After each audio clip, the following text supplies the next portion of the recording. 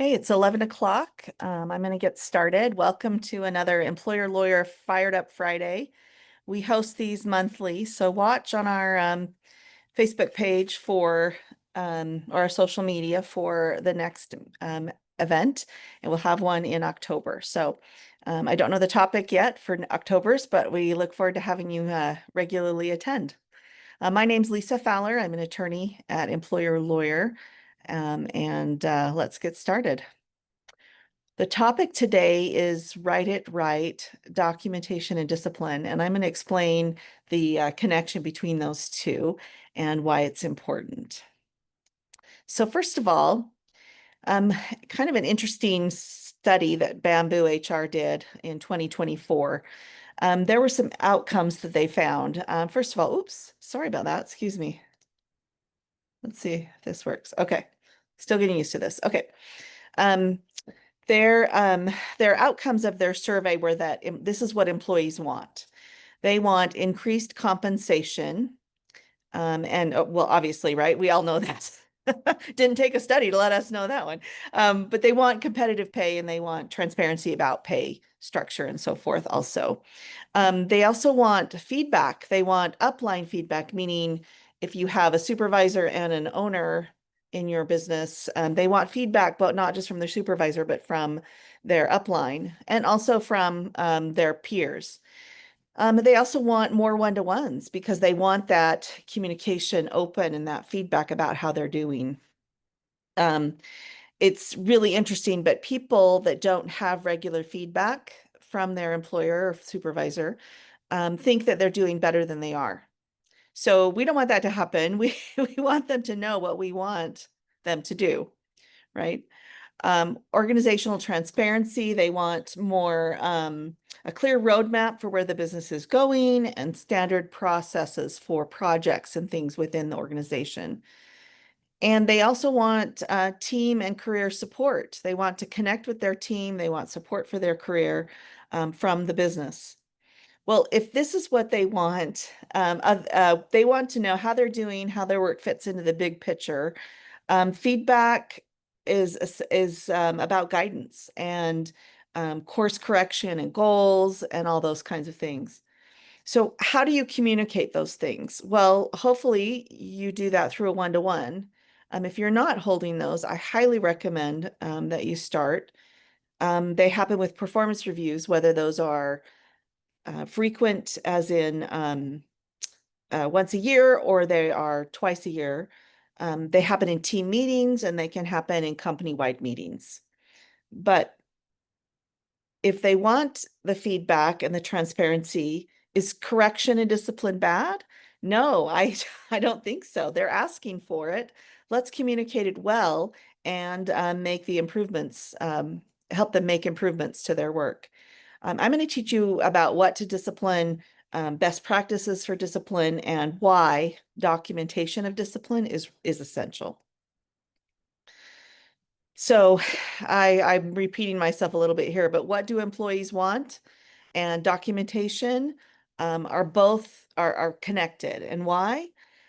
Because if you discipline and document the discipline, you'll be providing that feedback, that transparency, and the support that they're actually asking for. So first of all, documentation or discipline should involve written communication. Why? Because this is clear communication between the employee and their supervisor or the owner of the business. They know what to expect. They have it. They know that meeting those expectations is the best, is in their best interest for themselves and for the business. They learn how to progress in their job. They can access coaching if necessary. They see the bigger picture, and we're able to hold them accountable and responsible for their decisions and their behavior. So written down, they have the opportunity to see that better. They want that feedback and transparency, so let's give it to them. But written evidence is the other piece to documentation. We create written evidence to defend your decisions, right? Now, almost all employees are at-will employees. That means that they can quit at any time for any reason and that you can terminate them at any time for any reason. However, even though you have the right to terminate, you can't terminate them for an illegal reason, like a discriminatory reason. So we document, oops, sorry, let me go back to that slide. We document to show, to prove what our reason was and to document what that reason was to show that it's not an illegal reason, it's a perfectly legitimate reason. That way you'll be able to defend your actions and decisions, but at employer lawyer, if you hire us to defend you, we also have a better chance of defending our actions. Remember, if it's not in writing, it did not happen, okay? According to an objective observer like a court or a government agency. So we want to make sure that we create written evidence, written communication to the employee, and written evidence for defending our actions. Okay, so what are we disciplining? Well, I like to think of them as three buckets, three categories. The first I've listed, well, it's CAP. If you think of an acronym CAP, this will help you remember. It's conduct, which is behavior, how they're acting within the organization. It's attendance, how they are they coming late? Are they arriving on time? Are they leaving too early? It's their attendance. And also then it's their performance. So conduct and attendance are often mentioned in job descriptions or in your employee handbooks. If you don't have an employee handbook, or if you don't have these kind of documents, these job descriptions or statement of job expectations, then I highly encourage you to write those down. This way the employee has that transparency of knowing what's expected of them. If it's written down clearly, hopefully it'll be taken seriously by the employee and acknowledged or recognized that you as the employer take this seriously too. Also, then when you have a correction or a discipline meeting with them, you can also refer to that job description or statement of expectations and as what you expect of them. The handbook is also important, the employee handbook. It helps us keep things transparent for the employees. We recommend that all businesses of any size have a handbook. But but we especially recommend people with 15 or more employees have a handbook, because at that point, you are required to comply with the anti-discrimination laws, both the state and the federal laws. And so a handbook will be essential for showing that you act appropriately or without discrimination. So one thing that's commonly included in a handbook is a progressive discipline plan.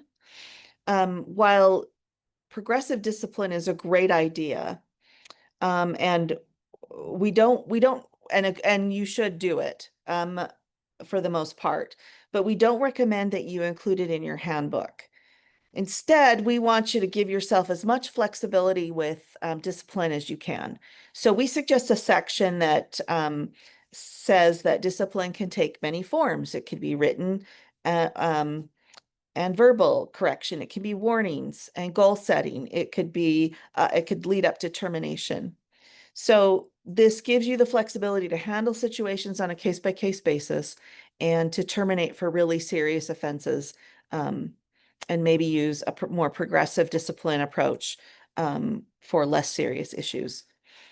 One thought, just to define progressive discipline, this is when you offer chances to an employee to improve. So you start with an explanation of what they should do, and you work that through that, and then you give them a second warning, and then you give them a third warning, and perhaps then a last warning is termination. But again, it's not required of you as an employer because your employees are at-will employees. The last category here listed is performance. So how do you determine if someone is not performing well? Well, I suggest you start with the job description because you have performance requirements listed in the job description. You use those to show the employee where they're falling short or where they're not achieving the things that they're required to. Um, you could look at goals that may have been set with that employee or other criteria that you have for evaluating their outcomes. You might have Google reviews, you might have observations that you've made. For example, listening into customer service calls is one way to evaluate performance. Or whatever ways fits with the product, type of product or the service that you're offering your clients, then you come up with a way to measure performance. And then you can use those things to correct or help set goals to achieve better performance with an employee. So remember CAP, conduct, attendance, and performance. So there are some situations though where things are severe or something has happened that's severe enough for immediate termination. I've listed a few examples. You'll laugh because they're pretty obvious, right? Theft at the business, lying, serious safety violation, equipment damage, time card fraud, physical violence in your workplace by them, or maybe a violation of the law even. There's more, but these are some examples of severe enough for termination. So how do you document severe behavior? Well, first of all, hopefully you've got some information that you can gather. So physical violence, maybe you've got some camera footage or you've got some reports from people that were observers or were, part of the violence, hurt in the violence, things like that. Anyway, you gather that information, that documentation. Then for termination, we highly recommend that you provide, excuse me, my mouse is touchy. We highly recommend that you provide also a notice of termination letter to the employee when you terminate them and state the reason for termination in that letter. We often draft notice of termination letters for employers, and we also are available to attend termination meetings, even to terminate the employee for you. However it's done, I highly recommend not only the letter, but also that you have at least one other person with you in the termination meeting as a witness for what you're doing and that you're doing it appropriately. It's also protection for you. Some employers have even called on a police officer to be there at their if they expect violence or something along those lines. Hopefully you never get to that point, but just so you know, it's available. But again, a notice of termination letter and collecting your evidence in a file will be really important documentation for you. Okay, we're going to talk about tackling these challenging conversations around the performance, behavior, or attendance. Actually, it's CAP, right? It should be conduct, attendance, and performance. Okay, so let's go through each of these bullets. See, these are best practices for delivering or having these conversations. The first step is to be very specific. So remember, before Google Maps, we used to give driving directions. And when you gave a driving direction to a friend, you were really careful to be specific. I want you to think about this kind of conversation as being as specific as giving driving directions, being as specific as you can. Like we would say, okay, you get off at exit 300, you turn right at the end of the ramp. At the third light, turn left, then go about 3 blocks and turn right at the purple house. Yes, there was a purple house in my husband's neighborhood that he grew up in, and they always used it for directions. But you see what I'm saying? Those directions are really specific. So when you want an employee to correct something, you need to be specific about it, what it is. And you need to be descriptive about what it is so that they really understand. So think driving directions. Next, be timely. You don't want to give them correction for something that happened a year ago. That's way too long. they're not going to either remember or they're going to distrust you and wonder, well, why didn't they talk to me when it happened?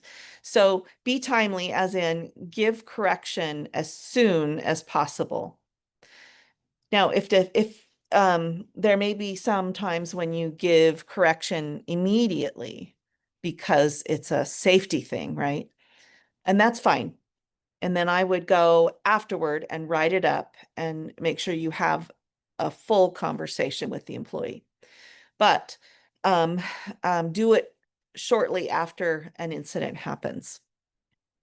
So if you notice a week of an employee being late every day, or a few days of an employee being late every day, for example, and it's essential that they be on time, well, have the conversation that week. Don't wait a month later.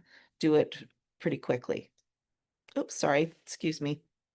The next bullet I had was avoid wrapping compliments around criticism.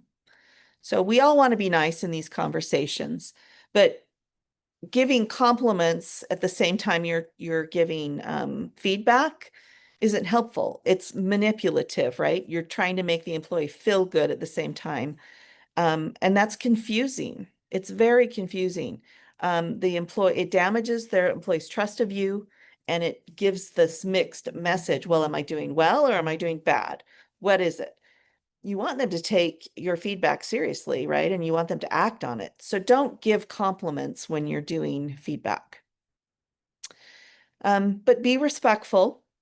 So unless it's dangerous, like my example with the safety violation, um, pull the person aside and talk to them privately. Don't do it in front of others. Best is to take them to another space. Rather, if you're out on a job site, it's off to the side where they're not observed, or it could be in your office if you're in a workplace. But be respectful about and don't embarrass them, right, in front of others. Okay. Okay, so this slide, I'm going to outline how to do it, right? Those others were some general best practices. These are more specifics about the actual meeting. So first thing is to be clear about the expectations and the problem. So remember my driving directions idea, right? Write it down. You want to write out the expectation, and then you want to clearly define the problem. And I would do it in very objective language. Don't say that they're being stupid.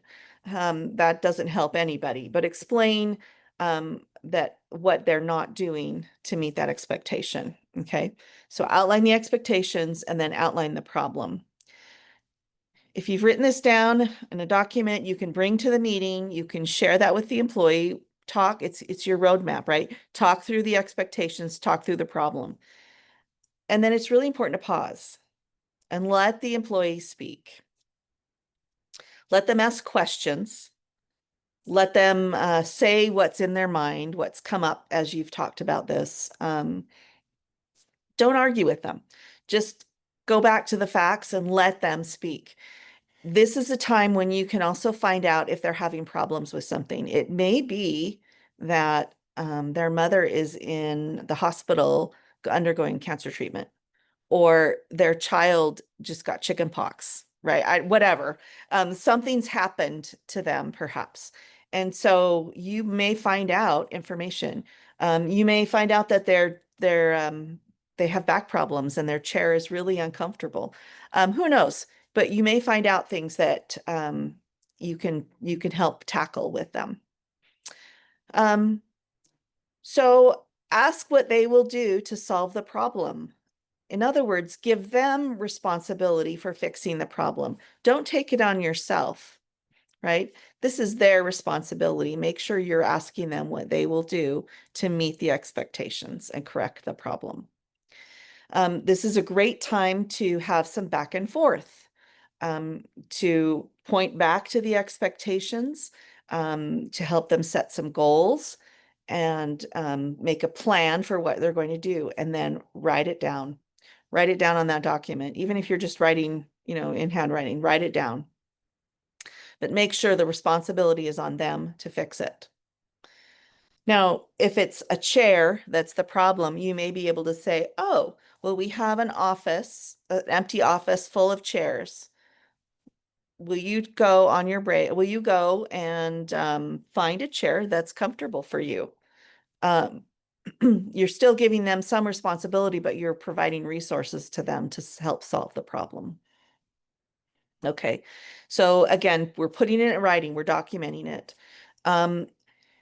You also want to hold them accountable, and the way you hold them accountable is you come back to check in with them on how they're doing on these goals.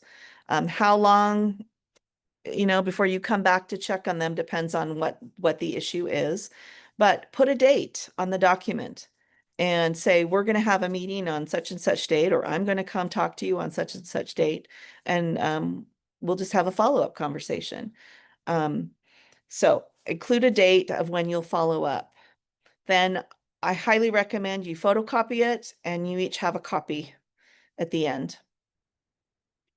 And then do what you say you're going to do. If you're going to come back and meet with them, if you set that date, do it. Don't neglect it. You're building trust with them that way, and they will be more likely to follow through with what you've set up. Also, well, what if you're talking to them without having done all this writing? Well, take some notes then while you're having the meeting.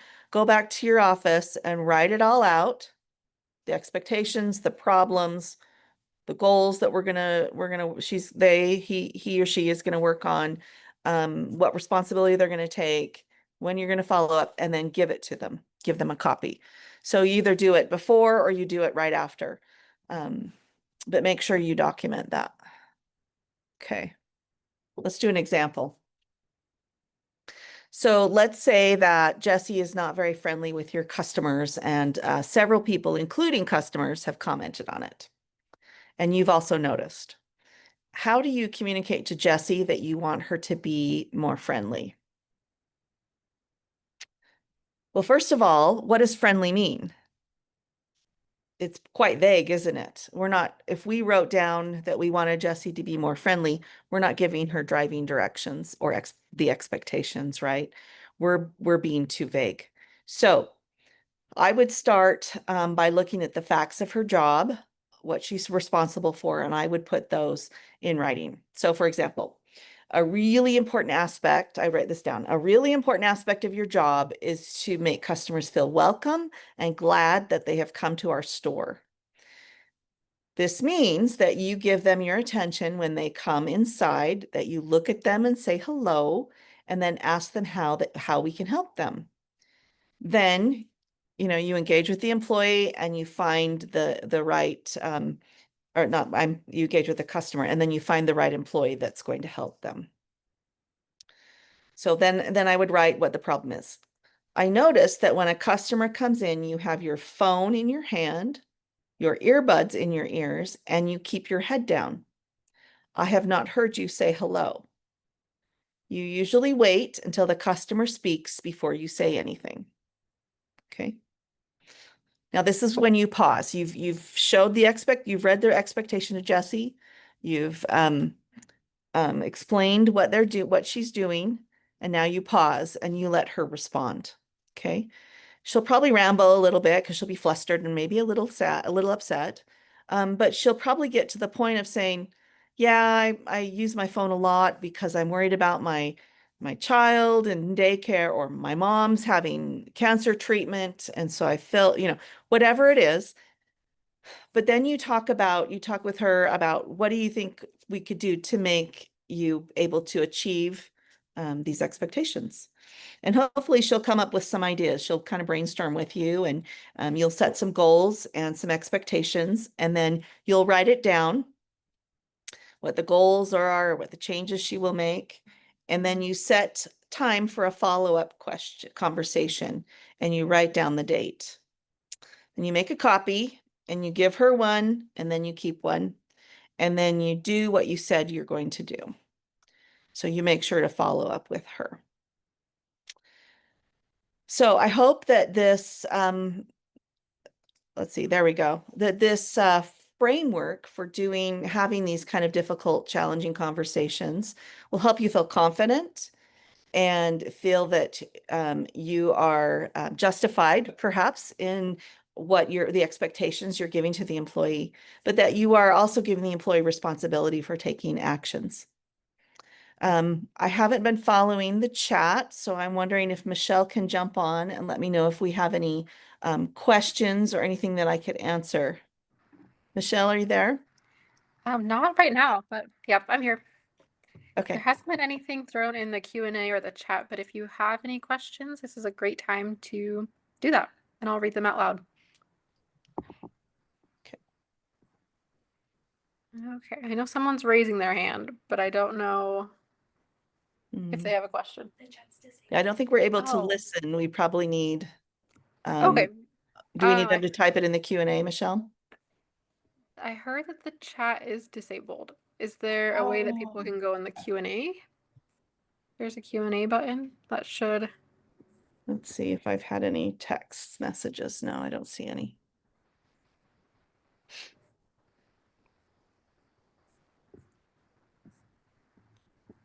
Oh, there we go. Okay, so we had Jennifer, our receptionist, type in the Q&A. So there should be a Q&A at the bottom of your screen somewhere if you have any questions to ask Lisa.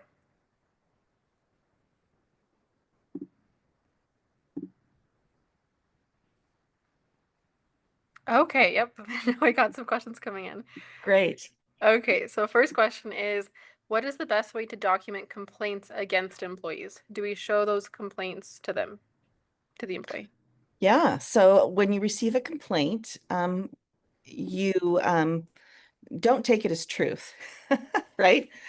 There could be a number of reasons for that complaint. So you need to do a little investigation. So I would talk to the person that made the complaint.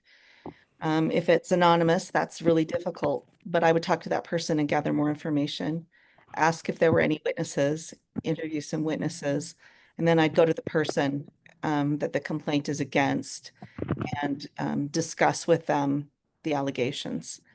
Um, you don't need to tell who it came from necessarily. You can usually keep that confidential, but it often will come up anyway, or they'll be able to guess anyway.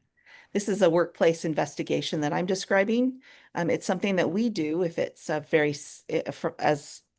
as your attorney, we could take care of the investigation for you if it's a big major issue. But if it's a small issue, it may be something that you can just investigate yourself. But I would keep some notes about who you talked to, what they said, and then notes from your conversation with the client, with the employee that it's against.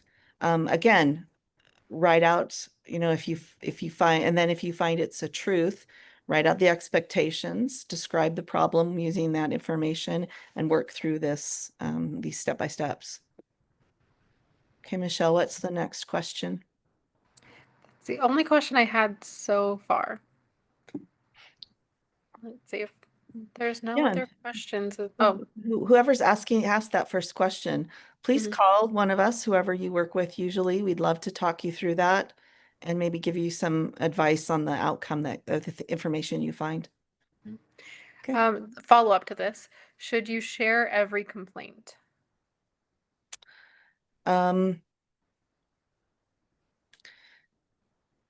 I would share the complaint if you feel that there is some correction needed or change that needs to take place.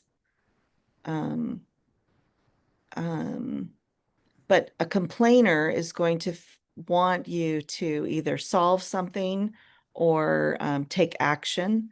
So you may need to resolve the concern of the complainer as well as give corrective action to the person that they've alleged has done something wrong. Mm-hmm. Yeah, more specifics would be helpful in evaluating what to do in those circumstances. So, Mm-hmm. yeah, I'm happy to talk with someone if they want to call me. Right. Yeah. That would be helpful if you have any specific situations to call Lisa Yeah, or whatever attorney you work with or the front desk and we can get you connected with someone. that's right. Let's see if there's any other questions. If not, we can wrap up. Okay. Well, thank you all for joining. We appreciate you coming by. Remember, we'll have another Fired Up Friday next month. So watch for that and hope that these will help you in your business and with all the questions you have about managing your employees. Thanks so much, everyone. Take care.